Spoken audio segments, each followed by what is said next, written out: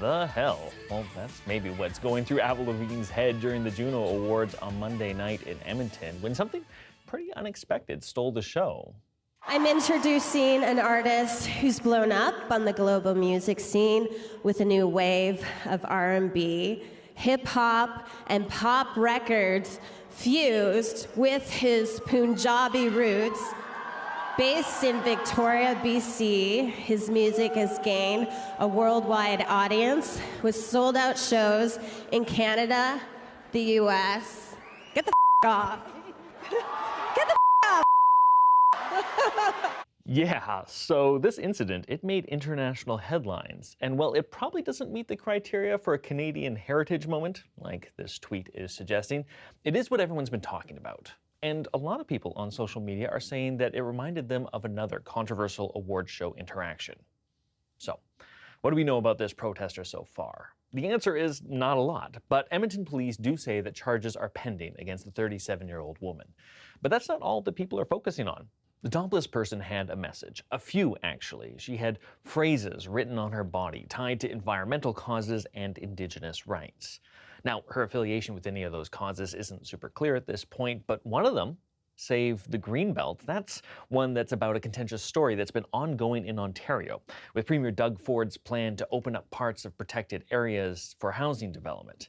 Now, critics say that the ecological cost of doing that just isn't worth it. But what is clear is that it's a hot issue and it's getting a lot more attention. It's something that we've covered extensively on this show, and it's really complex. So we want to put all that into context for you and take you on a journey to Ontario's Greenbelt, known to some as the OG. Here's About That's Andrew Chang. So we're getting out of the studio today and going on a road trip. This is the garage at CBC, and I'm meeting two very special guests. Hey guys, how's it going? Hey, Hi. Nice to see you. Emma? Emma. Nice to meet you. This is Emma McIntosh. She's a reporter from the Narwhal. Fatima. Fatima, nice to meet you too. Very nice to meet you. And this is Fatima Syed. She's also from the Narwhal. Their reporting has been focused on where we're going today. I hear we're going on a little trip. We're going to the OG. The OG, the Ontario Greenbelt. We're going there to try to understand what it is and why it's so important. It's all about land, right? And what we do with land. Let's go ahead and hop in the van. Let's go. Okay, we're gonna go for a drive after you guys. So first we're going to Pickering, which is east of Toronto, and then we'll be going to Vaughan, which is north. Okay, sounds good. Let's go. I'm excited.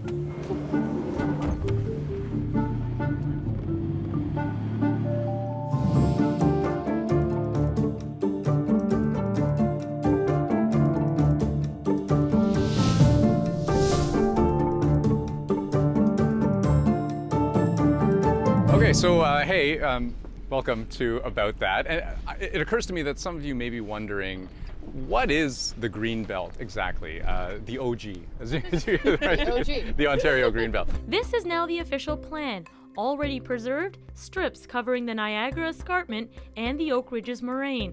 Add to that swaths of land on either side, and you get a belt stretching from Niagara Falls to Peterborough, a protected area larger than Prince Edward Island. This will not shrink, is because the people of Ontario will jealously guard their Greenbelt. And so comprised of, like forest, farmland, wetlands, watershed. It kind of walls off a huge chunk of the Greater Toronto Area. And it's big. It's humongous. Right? 2 million acres big.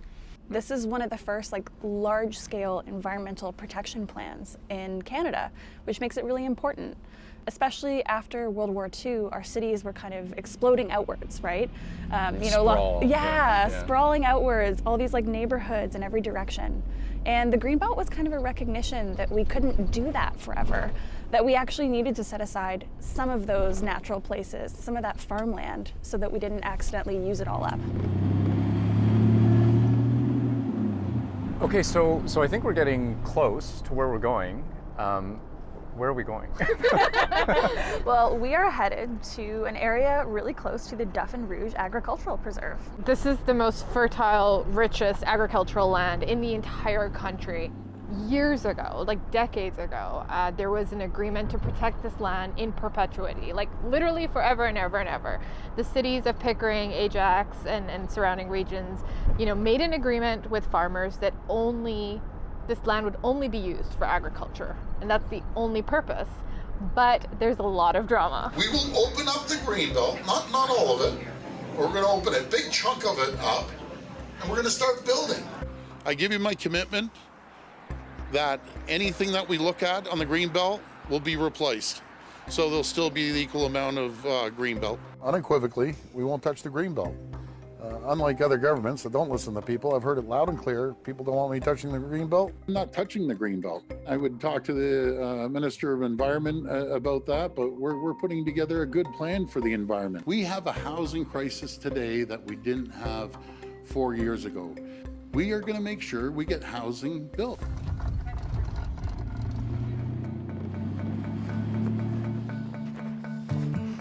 And so this is it.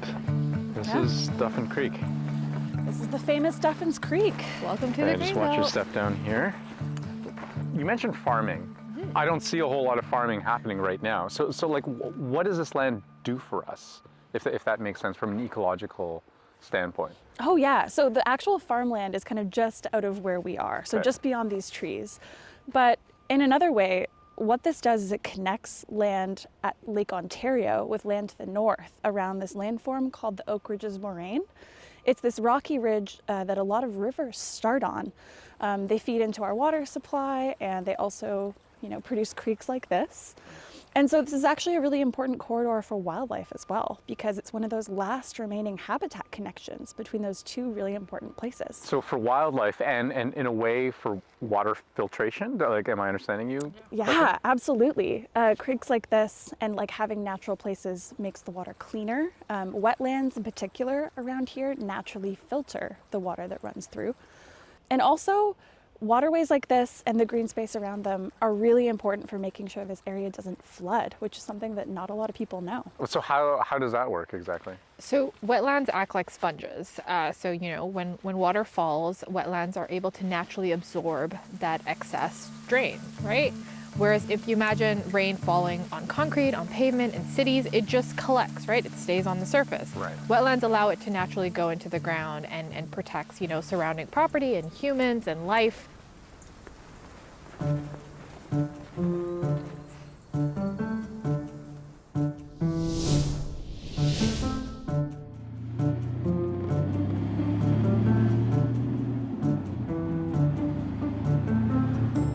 Hey, welcome back to About That. We are indeed back in the van right now with Emma and Fatima, and we're heading to one more place. Yep.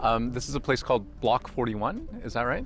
That's right, we are in Vaughan, Yeah. and we're heading to a spot where a whole bunch of land development issues in Ontario collide head on. The value of this public investment is today worth billions of dollars. Why is the minister betraying the public's trust by removing these farmland protections and giving away this immensely valuable public investment to powerful land speculators like the DeGasperis family? One of the developers who owns the land that we are about to visit is Silvio DeGasperis of TAC. He's one of the big beneficiaries of the Greenbelt land swap, and he's also someone with long ties to the party.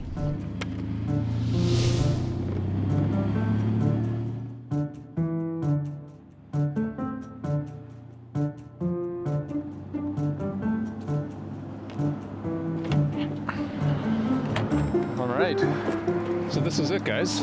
And so what is it about like this particular plot of land and in terms of how it's changed hands over the last little while that has particularly raised some eyebrows? What was really interesting about it was how much it sold for and when it was sold. So this land right now, you can see it's got some green stuff on it. Some of it was developable, and it's right next to land that this developer already owns. So you can see why they might buy it. Right. But it's also a lot of money to spend on land that has Greenbelt on it. Right, that can't which is undevelopable, right? Exactly. So chunks of this, yes, you could build on, but chunks of it you couldn't. And so to pay $50 million for something so constrained, something that had been protected for over 15 years, it was an interesting transaction, for sure. Can you definitively say that you and no one associated with your government gave any advance notice, either directly to the developers or through any kind of intermediaries, about this plan?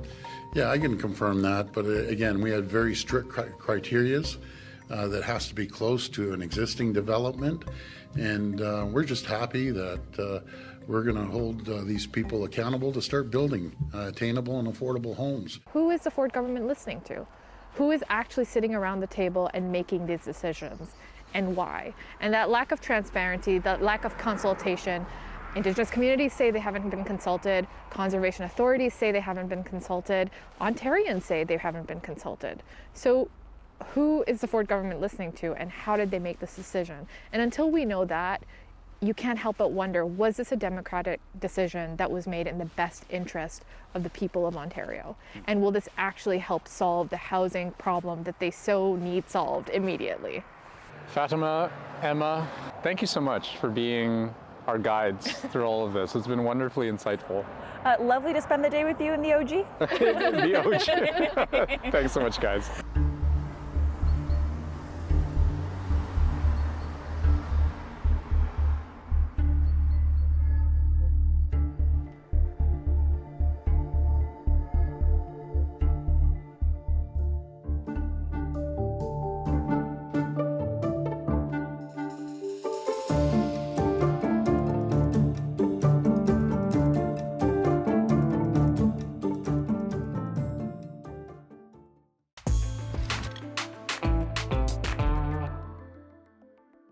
So I think one of the key elements that our reporting has touched on here is just how delicate the balance is between meeting our economic needs and living up to our environmental responsibilities.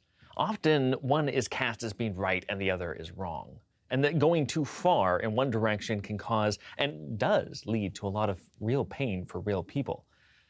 For now, we're going to have to wait and see what comes next from these investigations into the Ford government and their decision to open up the Greenbelt to development. But regardless of what they find, these larger questions aren't easy, and finding the correct balance is going to take focus, attention, and no small amount of sacrifice from all of us.